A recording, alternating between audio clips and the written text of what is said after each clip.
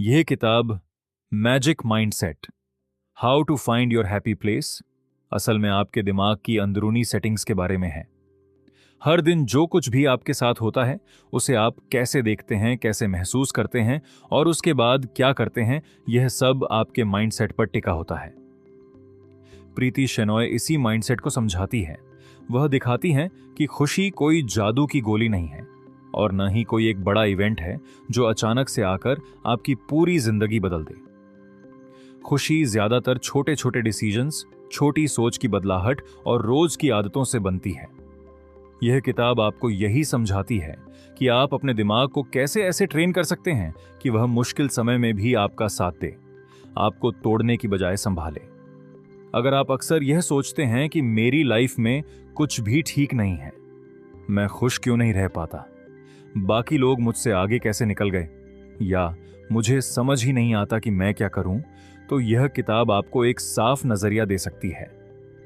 इसमें कोई भारी भरकम थ्योरी नहीं है, बल्कि सिंपल लैंग्वेज में प्रैक्टिकल बातें हैं। लेखक खुद भी कठिन दौर से गुजरी हैं और उन्होंने अपने रीडर्स की कई कहानियां भी सुनी हैं। इन सब अनुभवों से जो समझ उन्होंने बनाई, उसी को उन्होंने इस किताब में आसान तरीके से बांटा है। सुनने वाले के लिए फायदा यह है कि आप अपने माइंड के पैटर्न को पहचानना सीखते हैं और फिर समझ पाते हैं कि छोटी छोटी चीजें बदलकर भी आप अपने अंदर बहुत फर्क ला सकते हैं। किताब का मुख्य विचार यह है कि आपका माइंडसेट ही आपका असली मैजिक है। बाहर की दुनिया हमेशा आपके कंट्रोल में नहीं होगी। कभी काम अच्छा चलेगा, कभी नहीं। कभी रिश्ते मजबूत होंगे, कभी टूट भी सकते हैं।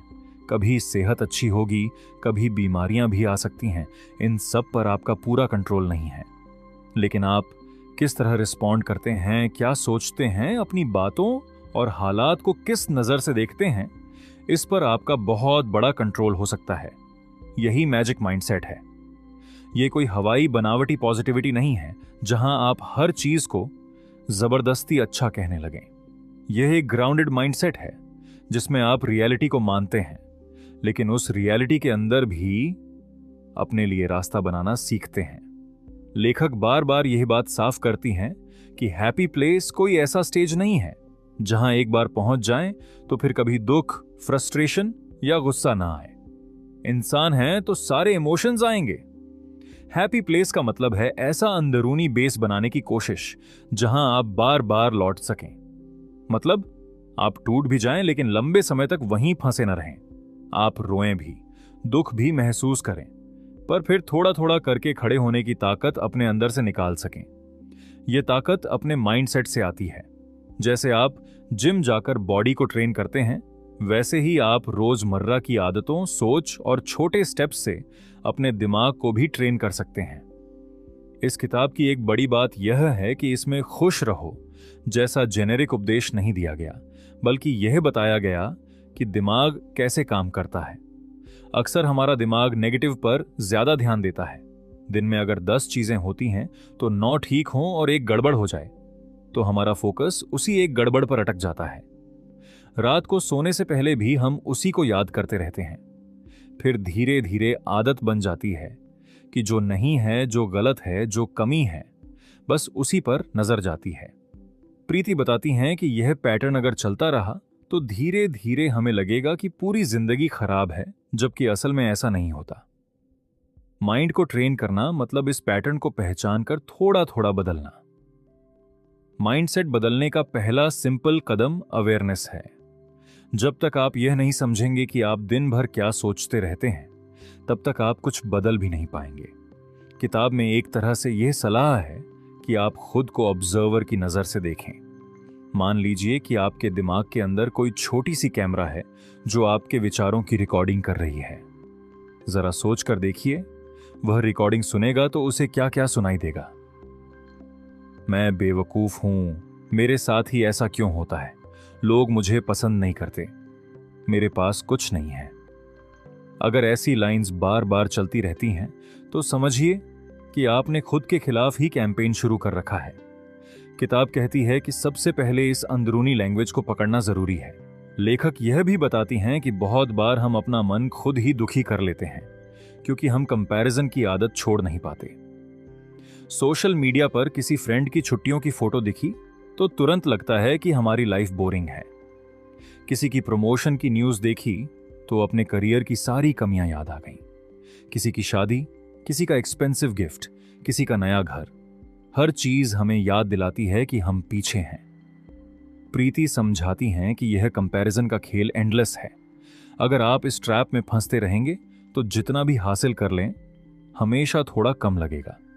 मैजिक माइंडसेट का मतलब है कॉन्शियसली यह समझना कि हर किसी का पाथ अलग है, उनकी प्रॉब्लम्स भी अलग हैं और सोशल मीडिया पर जो दिखता है वह पूरी कहानी नहीं होती। किताब में ग्रैटिट्यूड की आदत पर भी बहुत जोर दिया गया है। ग्रैटिट्यूड यानी जो कुछ भी आपके पास है उसे सच में देखना और उसकी कद्र करना। यह सिर्फ थैंक यू बोल देने से ज्यादा गहरा है। जब आप हर दिन जानबूझकर अपने अटेंशन को इस तरफ ले जाते हैं कि आज क्या अच्छा हुआ, मेरे पास अभी क्या क्या है जो किसी और के पास शायद नहीं है, तब आपका दिमाग धीरे धीरे नेगेटिव से पॉजिटिव की तरफ शिफ्ट होता है। प्रीति सजेस्ट करती हैं कि ग्रैटिट्यूड को वेग फीलिंग बनाकर न छोड़ें, इसे कॉन्क्रीट बनाने की जरूरत है। जैसे दिन के अंत में 3 चीजें लिखना जिनके लिए आप थैंकफुल हैं, या सुबह उठकर 2 मिनट यह सोचना कि आज किस बात के लिए आप लकी महसूस करते हैं। शुरू में यह थोड़ा फोर्स्ड सा लगेगा, लेकिन कुछ हफ्तों बाद आपको खुद अंतर दिखाई देगा कि आपका फोकस किस तरह बदलने लगा है।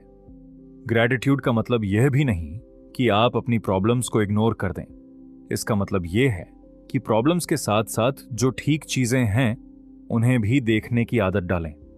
मान लीजिए आपकी जॉब में तनाव है लेकिन आपके पास सपोर्टिव फैमिली है, या आपके एग्जाम अच्छे नहीं गए लेकिन आपके पास 2 अच्छे दोस्त हैं जो आपको समझते हैं, या आपकी हेल्थ अभी परफेक्ट नहीं है लेकिन फिर भी आप चल फिर सकते हैं, ब्रीथ कर सकते हैं, नेचर देख सकते हैं। जब दिमाग सिर्फ कमी पर टिकता है तो वह हर चीज को ब्लैक बना देता है। जब ग्रैटिट्यूड आती है तो तस्वीर में कुछ रंग जुड़ जाते हैं। यही रंग आपको स्ट्रेंथ देते हैं कि आप अपनी प्रॉब्लम से भी लड़ सकें। एक और अहम सीख ये है कि माइंडसेट का सीधा कनेक्शन आपकी आदतों से है। आप सिर्फ सोच बदलने से बिना कुछ किए हमेशा खुश नहीं रह सकते। प्रीति बार बार यह बात रखती हैं कि एक्शन जरूरी है, लेकिन एक्शन बड़े बड़े गोल्स से नहीं, छोटे छोटे स्टेप्स से शुरू होता है। बहुत लोग सोचते हैं कि मैं पॉजिटिव सोचूंगा तो सब ठीक हो जाएगा, लेकिन अगर आप हर दिन देर तक जागते हैं, हेल्थ का ध्यान नहीं रखते, पैसे का हिसाब नहीं रखते, टॉक्सिक लोगों के बीच अपना सारा टाइम बिताते हैं, तो सिर्फ पॉजिटिव सोचना काफी नहीं होगा। मैजिक माइंडसेट का दूसरा हिस्सा है डिसिप्लिन और हेल्थी हैबिट्स। किताब में हेल्थ की बात भी माइंडसेट के साथ जोड़कर की गई है। अगर आपका शरीर थका हुआ है, नींद पूरी नहीं होती, आप पूरी तरह सेडेंट्री लाइफ जी रहे हैं, तो नेचुरली आपका मूड भी जल्दी गिर जाएगा। हर छोटी बात आपको इरिटेट करेगी और आप सोचेंगे कि आपके साथ ही प्रॉब्लम है। लेखक कहती हैं कि शरीर और दिमाग अलग अलग एंटिटीज नहीं हैं। जब आप थोड़ा थोड़ा एक्सरसाइज, सिंपल वॉक, सही खाना और पर्याप्त स्लीप को इंपॉर्टेंस देने लगते हैं, तो आपकी इमोशनल स्थिति भी स्टेबल होने लगती है। ये मैसेज बहुत प्रैक्टिकल है, क्योंकि कई बार हम मेंटल हैप्पीनेस के बारे में बात करते हैं लेकिन लाइफस्टाइल पर गौर नहीं करते। पैसे और सक्सेस के बारे में भी किताब में साफ और ग्राउंडेड बात हुई है। बहुत से लोग या तो पैसे को बहुत बुरा मानते हैं या फिर पैसे के पीछे ऐसे भागते हैं कि बाकी सब कुछ भूल जाते हैं। दोनों ही एक्सट्रीम माइंडसेट्स टेंशन देते हैं। प्रीति समझाती हैं कि हेल्थी माइंडसेट यह समझता है कि पैसा जरूरी है, लेकिन सिर्फ पैसा ही सब कुछ नहीं है। आप अपने खर्चों पर नजर रखें, अननेसेसरी चीजों पर उधार लेकर खर्च न करें, फ्यूचर के लिए थोड़ा थोड़ा बचत करें, लेकिन साथ ही यह भी याद रखें कि आपका टाइम, आपकी हेल्थ और आपके रिश्ते भी उतने ही महत्व रखते हैं। वह यह भी दिखाती हैं कि अक्सर हमारा बचपन और परिवार के बिलीफ्स हमारे मनी माइंडसेट को तय कर देते हैं। अगर बचपन से आपने सिर्फ यह सुना कि पैसा बहुत मेहनत से ही मिलता है और जो अमीर हैं वह जरूर कुछ गलत करते होंगे, तो आप खुद भी पैसे को लेकर गिल्ट में जी सकते हैं। किताब आपको अपनी ऐसे बिलीफ्स पर सवाल उठाने के लिए प्रेरित करती है। रिलेशनशिप और लोगों के साथ बॉन्ड्स पर भी यह किताब काफी उपयोगी बातें करती है। कई लोग दूसरों को खुश करने की आदत में इतने उलझ जाते हैं कि अपनी जरूरतें, अपनी खुशी, अपना समय सब भूल जाते हैं। हर छोटी बड़ी बात पर हां कहते कहते अंदर ही अंदर गुस्सा और थकान जमा होती जाती है। प्रीति यह बताती हैं कि मैजिक माइंडसेट का मतलब यह नहीं कि आप हर समय मीठे और अकोमोडेटिंग बने रहें। इसका मतलब यह भी है कि आप साफ साफ ना कहना सीखें, जहां जरूरत हो वहां डिस्टेंस बनाएं और यह डिसाइड कर पाएं कि किन लोगों को अपने इनर सर्कल में जगह देनी है। टॉक्सिक लोगों से जबरदस्ती रिश्ते बनाए रखना सिर्फ इसलिए कि लोग क्या कहेंगे, आपको धीरे धीरे अंदर से खाली कर देता है। किताब में कुछ रियल लाइफ एग्जाम्पल्स भी हैं जहां लोगों ने अपने माइंडसेट को बदलकर अपनी लाइफ में बड़ा फर्क महसूस किया। जैसे कोई व्यक्ति जो हमेशा खुद को कमतर समझता था क्योंकि उसे लगता था कि उसके पास फैंसी डिग्री नहीं है, लेकिन जब उसने अपनी स्ट्रेंथ्स पर फोकस करना शुरू किया तो उसने खुद के लिए छोटे प्रोजेक्ट्स लिए, स्किल सीखी और धीरे धीरे कॉन्फिडेंस बनाया। या कोई और जो हर रिजेक्शन के बाद खुद को यूजलेस समझने लगता था, पर जब उसने रिजेक्शन को फीडबैक की तरह देखना शुरू किया तो उसकी पूरी अप्रोच बदल गई। इन कहानियों का मकसद यह दिखाना है कि माइंडसेट बदलना कोई थियोरेटिकल बात नहीं है। इसे ऑर्डिनरी लोग अपने जीवन में प्रैक्टिकली यूज कर सकते हैं। फेलियर और सेटबैक्स को देखने का नजरिया बदलना भी इस किताब की सेंट्रल लर्निंग है। हम में से ज्यादातर लोग गलती होते ही खुद को जज करने लगते हैं। मैं निकम्मा हूं, मैं से कुछ नहीं होगा, अब तो गेम खत्म हो गई। प्रीति बताती हैं कि ऐसे वाक्य आपके दिमाग में गांठ बना देते हैं।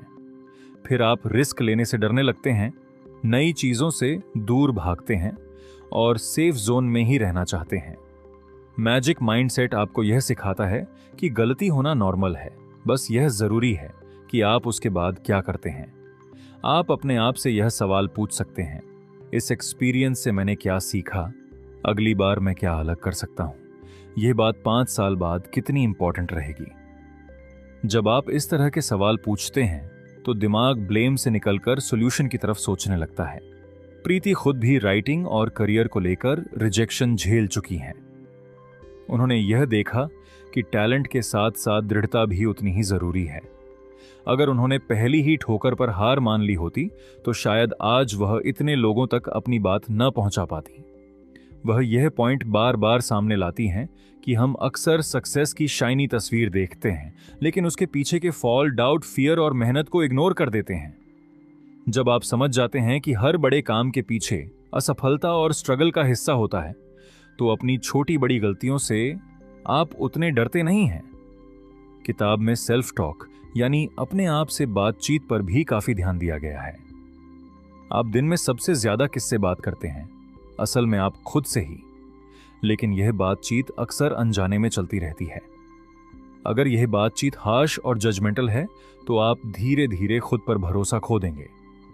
प्रीति सजेस्ट करती हैं कि आप कॉन्शियसली अपनी इनर वॉइस को थोड़ा काइंडर बनाएं। इसका मतलब यह नहीं है कि आप अपनी हर गलती को इग्नोर कर दें, लेकिन आप खुद से वैसे बात करें जैसे किसी अच्छे दोस्त से करते हैं। अगर आपका दोस्त किसी काम में फेल हो जाए तो आप उससे क्या कहेंगे? शायद आप उसे यह नहीं कहेंगे कि तू बेवकूफ है, तू कभी कुछ नहीं कर सकता। आप उसे कुछ प्रैक्टिकल एडवाइस देंगे, थोड़ा सपोर्ट देंगे। तो अपने साथ भी वैसा ही व्यवहार क्यों नहीं? एक सिंपल टेक्निक जो किताब में आती है वह यह है कि जब भी आप अपने दिमाग में कोई बहुत नेगेटिव सेंटेंस पकड़ें तो उसे चुनौती दें। जैसे दिमाग ने कहा, मैं हर काम में फेल रहता हूं, आप पॉज लेकर सोचें, क्या यह सच में हर बार होता है? क्या सच में कभी भी मैंने किसी काम में अच्छा परफॉर्म नहीं किया? आपको याद आएगा कि कई बार आपने ठीक ठाक किया है, कई बार अच्छा भी किया है। तो आप उस थॉट को थोड़ा बदलकर कह सकते हैं, कभी कभी मैं फेल हो जाता हूं, लेकिन कई बार मैं सही भी करता हूं और मैं सीख रहा हूं। यह छोटा सा बदलाव सुनने में मामूली लगेगा, लेकिन बार बार ऐसा करने से आपका दिमाग नए पैटर्न सीखने लगता है। किताब जर्नलिंग और लिखने की आदत को भी हेल्पफुल बताती है। जब आपके दिमाग में बहुत सारे थॉट्स घूम रहे हों तो सब कुछ सिर में ही कीप करने की बजाय थोड़ा लिख लेना बेहतर होता है। आप दिन में 10 से 15 मिनट का समय निकालकर यह लिख सकते हैं कि आज क्या हुआ, आपने क्या महसूस किया, किस चीज के लिए थैंकफुल हैं, कौन सी बात ने आपको परेशान किया और कल आप क्या छोटा सा स्टेप लेना चाहेंगे। इस तरह लिखने से दो फायदे होते हैं। पहला, दिमाग में जो कंफ्यूजन है वह साफ होने लगता है। दूसरा, जब आप कुछ हफ्तों बाद अपनी राइटिंग वापस पढ़ते हैं तो आपको अपने ग्रोथ के साइंस दिखने लगते हैं। आप समझते हैं कि जिस प्रॉब्लम को आप उस दिन बहुत बड़ी समझ रहे थे, आज वह उतनी भारी नहीं लग रही। आज के समय में डिस्ट्रैक्शन भी एक बड़ी प्रॉब्लम है, खासकर फोन और सोशल मीडिया की। प्रीति इस पॉइंट को नजरअंदाज नहीं करती। वह बताती हैं कि जैसे जैसे हमारा ध्यान बिखरता जाता है, वैसे वैसे हम खुद से और अपनी लाइफ से डिस्कनेक्ट होने लगते हैं। हमें लगता है कि हम बहुत बिजी हैं, लेकिन असल में हम रिएक्टिव मोड में जी रहे होते हैं। हर नोटिफिकेशन पर जंप, हर मैसेज पर तुरंत रिस्पॉन्स, हर खाली मिनट में स्क्रोलिंग, इससे माइंड को शांत होकर सोचने का मौका ही नहीं मिलता। मैजिक माइंडसेट बनाने के लिए थोड़ा सा डिजिटल डिसिप्लिन भी जरूरी है। इसका मतलब है कि आप कॉन्शियसली कुछ टाइम फोन से दूर रहें, नोटिफिकेशंस लिमिट करें, बेवजह कंपैरिजन वाले कंटेंट से दूरी रखें और थोड़ा सा खाली समय अपने दिमाग को भी दें। अब सवाल आता है कि सुनने वाला इन आइडियाज को प्रैक्टिकली कैसे यूज कर सकता है। सबसे पहले तो आप खुद से ईमानदारी से यह देखिए कि आपकी करंट माइंडसेट कैसी है। आप चाहें तो 2-3 दिन के लिए ध्यान दें कि आपके दिमाग में दिन भर किस तरह के थॉट्स आते हैं। सुबह उठते ही आप क्या सोचते हैं, रात को सोते वक्त दिमाग में क्या चलता रहता है, जब कोई छोटी सी मुश्किल आती है तो आपका पहला रिएक्शन क्या होता है, हो जाएगा या मेरे बस का नहीं। यह सिंपल ऑब्जर्वेशन ही एक शुरुआत है। जब आप पैटर्न देख लेंगे तभी आप उसे बदलने की प्लानिंग कर पाएंगे। इसके बाद आप बहुत छोटे छोटे चेंजेस से शुरुआत कर सकते हैं, जैसे दिन की शुरुआत फोन से नहीं खुद से करें। उठते ही 2 मिनट के लिए डीप ब्रीदिंग करें, फिर मन में या नोटबुक पर 2 से 3 ऐसी बातें लिखें या सोचें जिनके लिए आप थैंकफुल हैं। हो सकता है यह बातें बहुत सिंपल हों, जैसे आज मैं हेल्थी हूं, मेरे पास रहने की जगह है, मेरे पास एक दोस्त है जो मेरी सुनता है। इसके बाद दिन में एक छोटा सा गोल फिक्स करें जो आपके लिए डुएबल हो, जैसे 15 मिनट वॉक या आधा घंटा किसी नई स्किल पर काम या 10 मिनट किताब पढ़ना। जब आप दिन के अंत में देखें कि आपने जो तय किया था वह किया, तो आपके अंदर एक छोटा सा कॉन्फिडेंस पैदा होगा। यही कॉन्फिडेंस धीरे धीरे माइंडसेट को मजबूत बनाता है। आप अपने नेगेटिव थॉट्स को लिखकर भी देख सकते हैं। जब भी आप बहुत परेशान महसूस करें, पेपर पर लिखें कि आपकी चिंता क्या है, आपको किस बात से डर लग रहा है, वर्स्ट केस सिनेरियो क्या है। फिर अपने आप से यह भी पूछें कि रियलिस्टिकली इसके होने की कितनी संभावना है, और अगर ऐसा हो भी जाए तो आप क्या कर सकते हैं। इससे दिमाग की घबराहट थोड़ी कम होती है और आप चीजों को थोड़ा प्रैक्टिकल नजर से देखने लगते हैं। किताब की एक बड़ी खूबी यह है कि वह आपको सोचने के लिए ऐसे छोटे छोटे सवाल देती है जो आपको विक्टिम मोड से बाहर निकालकर रिस्पॉन्सिबल मोड में लाते हैं। रिश्तों के मामले में भी आप थोड़ा थोड़ा एक्सपेरिमेंट कर सकते हैं। कुछ दिनों तक यह नोटिस करें कि किन लोगों के साथ समय बिताने के बाद आप हल्का, मोटिवेटेड और रिस्पेक्टेड महसूस करते हैं, और किन के साथ समय बिताने के बाद आपका मूड खराब हो जाता है, आप खुद को छोटा महसूस करते हैं या ड्रेन्ड लगते हैं।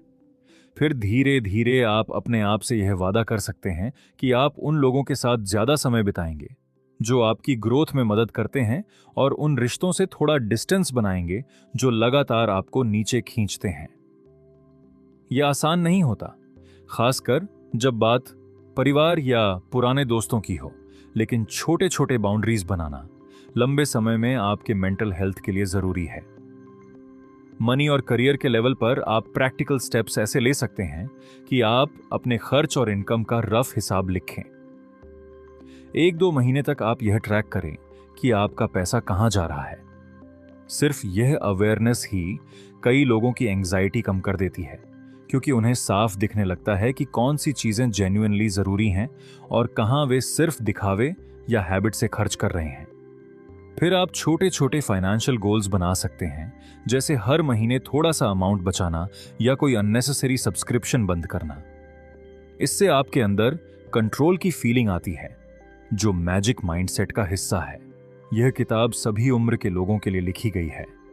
अगर आप स्टूडेंट हैं तो इसमें आपको exam stress, comparison, career confusion और सेल्फ कॉन्फिडेंस पर अच्छी गाइडेंस मिलेगी।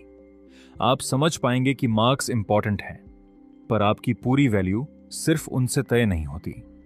अगर आप जॉब कर रहे हैं तो work pressure, office politics, future worries और वर्क लाइफ बैलेंस के बीच आप अपने लिए एक स्टेबल इनर स्पेस बनाना सीख सकते हैं।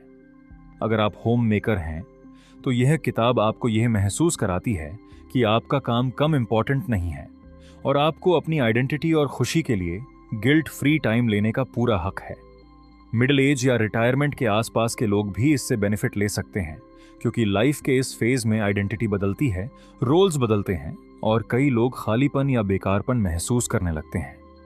किताब ऐसे समय में नए अर्थ, नए गोल्स और नए तरीके से खुद को देखने की राह दिखाती है। जो लोग पहले से ही काफी पॉजिटिव हैं, उनके लिए भी यह किताब एक तरह का टूल किट बन सकती है। कई बार हम सोचते हैं कि हम ऑप्टिमिस्टिक हैं, लेकिन कुछ एरियाज में हमारे बिलीव्स हमें रोकते रहते हैं, जैसे मनी के बारे में या रिलेशनशिप्स के बारे में। इन टॉपिक्स पर स्ट्रक्चर्ड तरीके से सोचना हमें अपने ब्लाइंड स्पॉट्स दिखा सकता है। वहीं जो लोग अपने आप को बहुत नेगेटिव महसूस करते हैं या जिन्हें लगता है कि मेरे साथ ही सब खराब होता है, उनके लिए यह किताब जेंटल तरीके से माइंड का दरवाजा खोलती है। इसमें कोई हार्श जजमेंट नहीं है, बस यह इन्विटेशन है कि आप नई नजर से खुद को देखने की कोशिश करें। फिर भी ऐसी किसी भी सेल्फ हेल्प किताब की कुछ सीमाएं भी होती हैं, और यह बात याद रखना समझदारी है। माइंडसेट पावरफुल है, लेकिन हर प्रॉब्लम सिर्फ माइंड से हल नहीं हो सकती। अगर किसी के जीवन में बहुत गंभीर ट्रॉमा, अब्यूज या क्लिनिकल डिप्रेशन जैसी स्थिति हो, तो सिर्फ किताबों और पॉजिटिव थिंकिंग से काम नहीं चलेगा। ऐसे में प्रोफेशनल हेल्प, थेरेपी या मेडिकल ट्रीटमेंट जरूरी हो सकता है। किताब आपको मोटिवेट कर सकती है, डायरेक्शन दे सकती है, लेकिन वह डॉक्टर या काउंसलर की जगह नहीं ले सकती। इसके अलावा समाज की स्ट्रक्चरल प्रॉब्लम्स जैसे गरीबी, भेदभाव या अनसेफ माहौल को सिर्फ इंडिविजुअल माइंडसेट से पूरी तरह नहीं मिटाया जा सकता। हाँ, स्ट्रॉन्ग माइंडसेट ऐसे हालात में भी आपको थोड़ा संभले रहने और अपने लिए छोटे छोटे मौके चुनने की ताकत दे सकता है, लेकिन हमें यह उम्मीद नहीं करनी चाहिए कि माइंडसेट ही हर चीज को एकदम बदल देगा। एक और सावधानी यह है कि पॉजिटिव माइंडसेट को कहीं टॉक्सिक पॉजिटिविटी न बना लिया जाए। यानी हर समय खुद को और दूसरों को यह कहना कि सब ठीक है, दुखी मत हो, मुस्कुराओ, भले ही सामने वाला बहुत दर्द में हो। मैजिक माइंडसेट का असली मतलब यह नहीं है। इसका मतलब है कि आप अपने इमोशंस को ऑनेस्टली महसूस करें, उन्हें दबाएं नहीं, लेकिन उनमें हमेशा के लिए फंसे भी न रहें। अगर आपके साथ कुछ बुरा हुआ है तो दुखी होना, रोना, गुस्सा आना नॉर्मल है।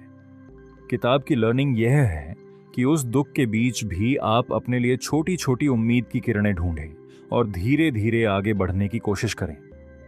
अगर हम हर दर्द पर भी सब बढ़िया है का नकली मास्क लगा लें तो अंदर की हीलिंग रुक जाती है। आप जब इस किताब का सार समझते हैं तो एक बात साफ हो जाती है, खुशी कोई फाइनल डेस्टिनेशन नहीं, बल्कि एक स्किल है जिसे आप प्रैक्टिस से बेहतर बना सकते हैं। जैसे आप किसी नई लैंग्वेज सीखते हैं, वैसे ही आप अपने दिमाग की लैंग्वेज भी बदल सकते हैं। शुरू में यह थोड़ी ऑकवर्ड लग सकती है।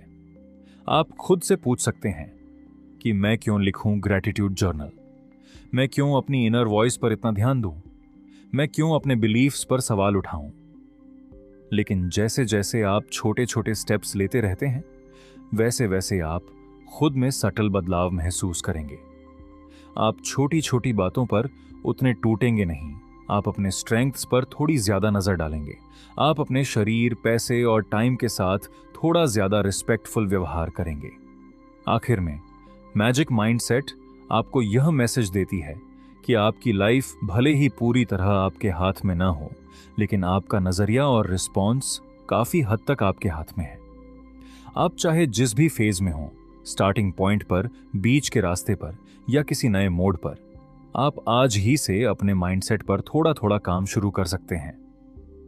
आपको एक साथ सब कुछ नहीं बदलना, बस रोज की जिंदगी में कुछ छोटे बदलाव लाने हैं, जैसे थोड़ा अवेयरनेस, थोड़ा ग्रेटिट्यूड, थोड़ा हेल्थियर रूटीन, थोड़ा बेहतर सेल्फ टॉक और थोड़ा मजबूत बाउंड्रीज। यही छोटे कदम मिलकर आपको आपके हैप्पी प्लेस के करीब ले जाते हैं। इस किताब का पूरा सार यही है कि आपके अंदर ही एक ऐसी जगह है जहां से आप खुद को संभाल सकते हैं, खुद को मोटिवेट कर सकते हैं और खुद के सबसे अच्छे दोस्त बन सकते हैं। आप जब इस अंदरूनी जगह को पहचान लेते हैं, उसे हर दिन थोड़ा थोड़ा मजबूत करते हैं, तो बाहर की दुनिया चाहे जितनी भी बदल जाए, आपके पास हमेशा एक इनर एंकर रहता है। मैजिक माइंडसेट उसी एंकर को पहचानने और उसे मजबूत करने की एक ईमानदार और सिंपल कोशिश है।